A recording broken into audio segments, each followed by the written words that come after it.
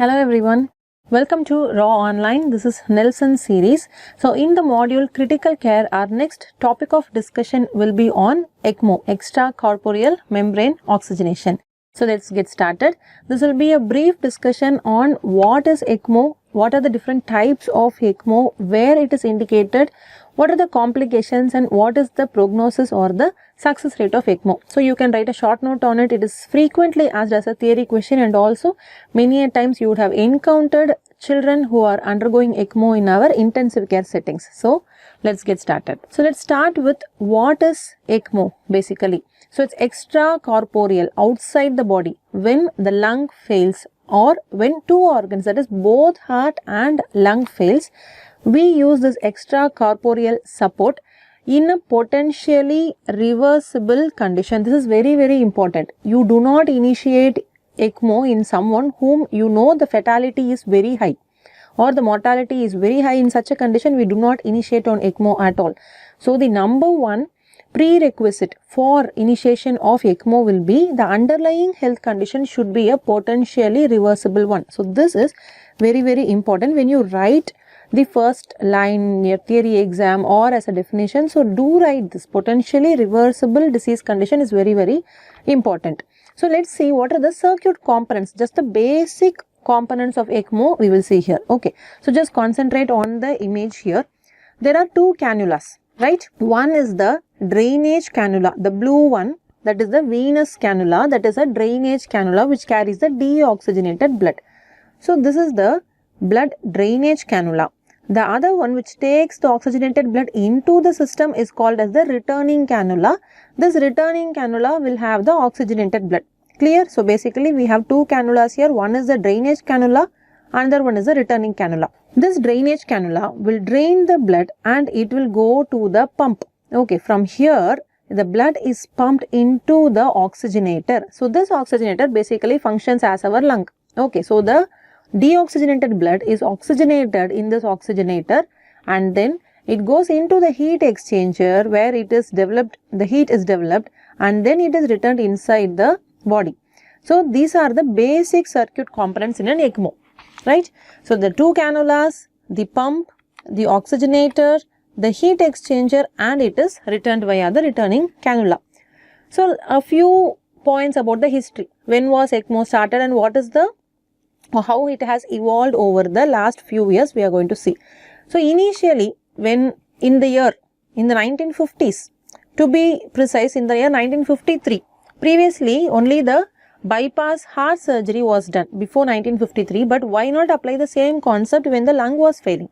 So that's when ECMO started. Okay, so later on in 1971, the veno-arterial ECMO was successfully initiated in a patient with ARDS and chest trauma. In the year 1975, it was first initiated for a newborn with respiratory failure. So it has evolved over the last 30-40 years very quickly, and in the year 2010, veno-arterial ECMO was initiated for a cardiac arrest patient and it has been evolving all these years now. So what you need to know is between this 1950 and 1970, after a successful bypass surgery, people thought why not apply the same concept, and then came the ECMO. It was initially used for ARDS and then in the year 1975 it was used for a neonate, and so far it has been evolving. So again we will look at the circuit here. So look at the circuit. So this is the blue color cannula is the drainage cannula. So it is in the internal jugular vein very most commonly. Okay, the cannula is inserted in the IJV. And it is sitting in the SVC in the right atrium. So this will drain the blood, goes to the pump, then goes to the oxygenator where your carbon dioxide is removed, oxygen is instilled. This oxygenated bright red blood then is pumped into the patient. Either it can go again into the SVC, that is veno-venous ECMO, so drained also from the vein, goes back into the vein, that is veno-venous ECMO. Or if the heart is also failing, then we will have to resort to what is called as a veno-arterial ECMO where it is returned to the artery. Okay, we will see the types of ECMO in a moment. First, where all it is indicated. So I told you either in a lung failure or in both lung and cardiac failure we are going to start on ECMO. But before that, one prerequisite I already told you, the child should have a potentially reversible condition. Okay, so that has to be taken care of. Now let's see what are the indications. Okay, so first we'll look at the respiratory. For respiratory indication, only the lung is failing, the heart is functioning normally. Okay, so what are the respiratory indications here? It can be a severe pneumonia, it can be like an ARDS picture. In newborns especially with MAS and PPHN, ECMO can be done, and congenital diaphragmatic hernia. This especially, previously, newborns with congenital diaphragmatic hernia were considered as a contraindication for the ECMO initiation, but now CDH is one of the very important indication for ECMO because it has got a very good prognosis once identified, picked up early and surgically treated early. So, congenital diaphragmatic hernia is one of the most common indications, followed by respiratory distress syndrome. This is a respiratory indication. Next, we'll look at the cardiac indications. Okay, so when the heart is not functioning properly, there are many indications. We will see some of the common ones, right? So one is myocarditis. It can be viral, it can be non-infectious. So any inflammatory myocarditis or a cardiac arrest. So a post-cardiac arrest is an indication. So we previously saw even in cardiac arrest from late 2010s, 2011, 2012, it has been started used in cardiac arrest. And cardiomyopathies and especially in post-cardiac surgeries, ECMO is initiated. Now the combination of two, where both the respiratory and pulmonary failure is there. So cardiorespiratory failure as in sepsis and multi-organ dysfunction syndrome.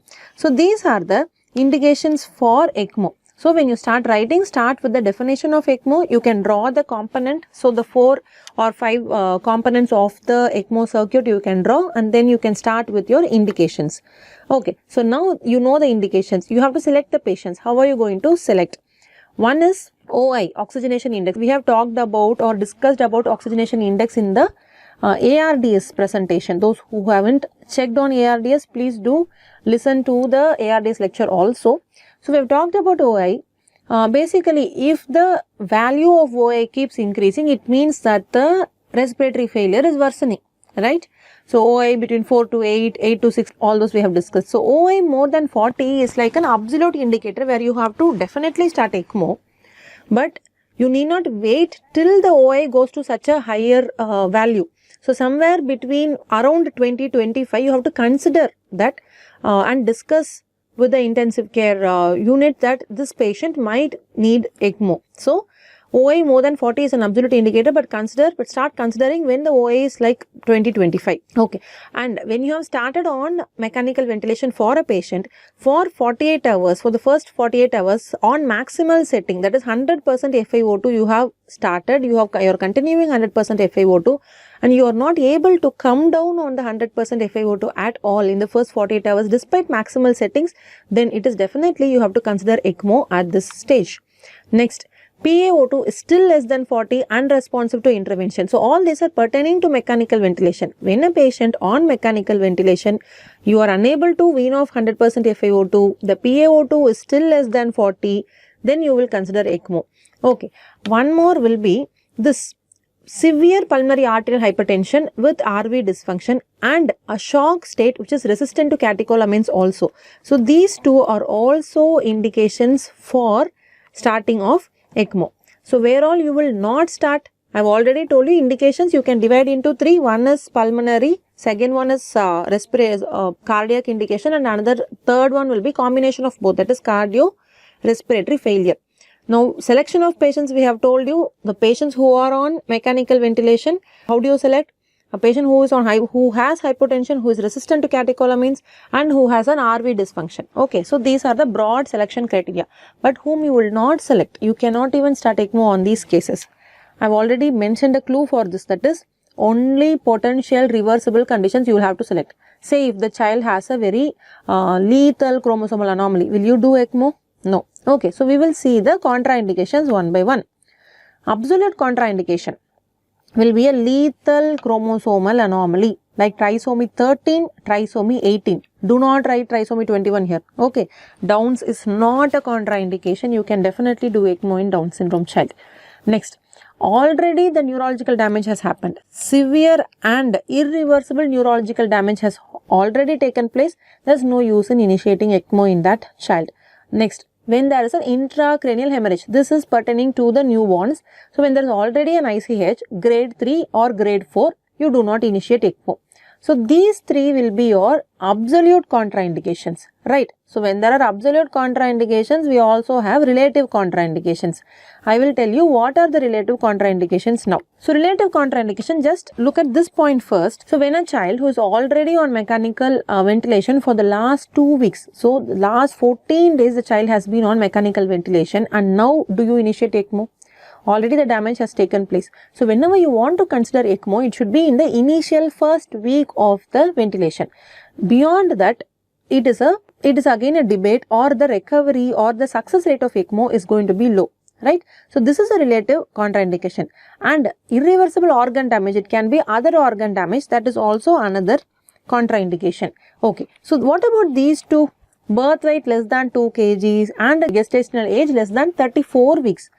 They are relative contraindications because the circuit components or the cannulas are not up to the size of such a small child. So we do not get circuit components for such a small, very young newborn. Okay, for a very small newborn. So that is how it has to be understood. Okay, so these are the contraindications for ECMO. So you should definitely know what are the absolute contraindications.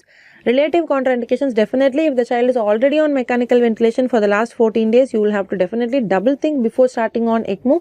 And when there is an irreversible organ damage and a very tiny newborn, think. Okay. So in a nutshell, the pathology should be reversible and the conventional treatment is already failed. Only then you initiate ECMO. Okay. In real time, what are the components of ECMO? So you can see that there are two circuits here, isn't it? Okay, so this is the deoxygenated blood, where you can see as the dark red blood. So deoxygenated blood coming from the drainage cannula. So this has to pass through this pump here. Okay, can you look at the pump here? Okay, so it goes to the pump. From the pump, this goes to the membrane oxygenator. This is the membrane oxygenator here, where it is oxygenated. Once it is oxygenated, you can very well see the difference in the color in the oxygenated blood, isn't it? It looks very bright. Once the oxygenation is infused, so it becomes very bright red. So this bright red blood, then it is returned in the circuit, in this, okay, and here then it goes inside the, it's returned via the returning cannula.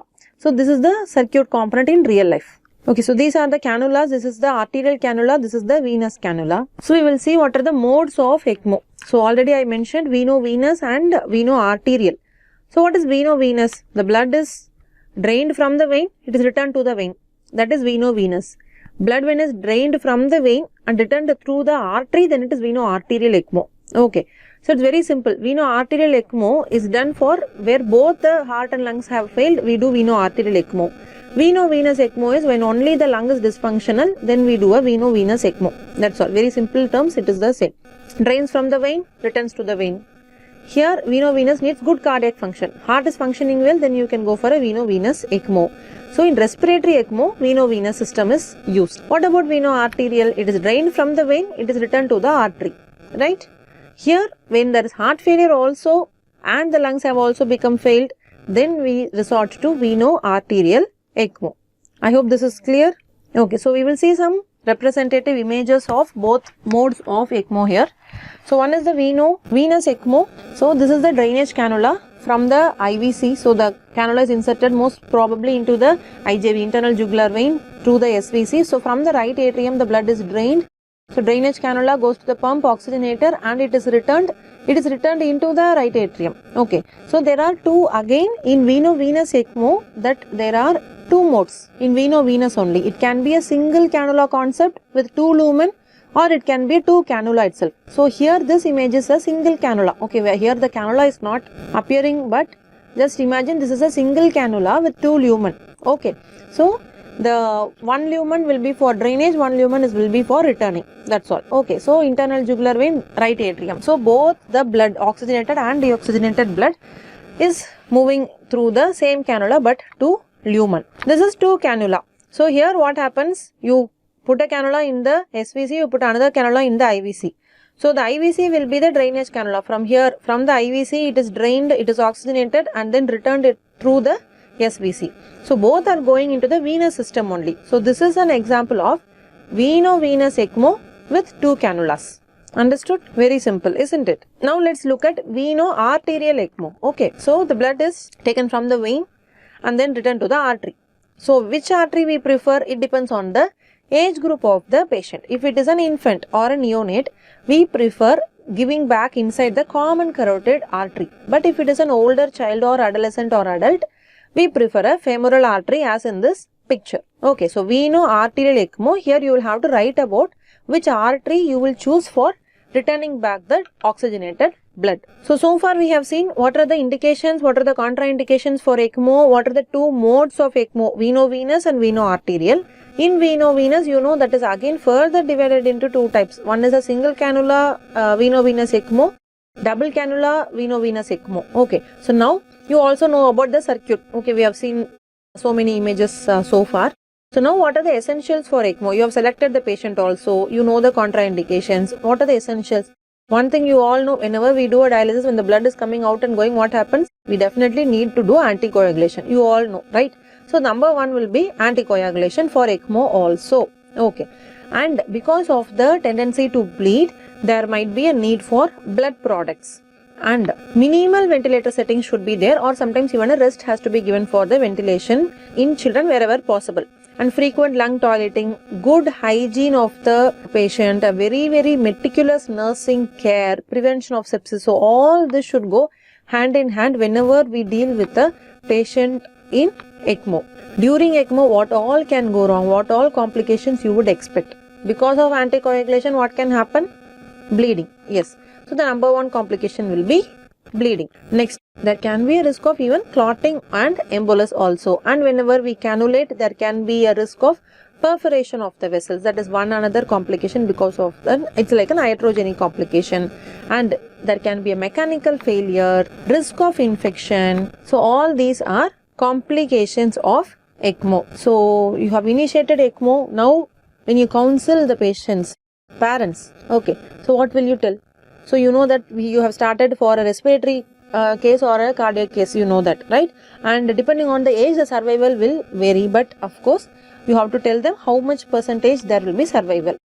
In a neonatal case, the survival is excellent among all the age groups, among all the causes. Okay, neonatal respiratory, maybe you start for an RDS or you start for a meconium aspiration syndrome, 80% survival is there.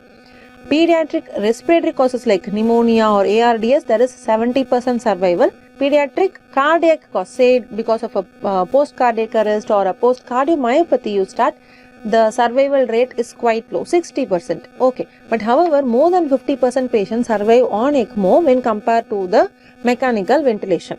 Okay, so with this we come to the end of this discussion on ECMO. ECMO is asked as a theory question for you, and it will be useful when you manage a patient and when you look at a patient in intensive care units. So this will be like a very ready reckoner for you. What is ECMO? What are indications, contraindications? How do you select?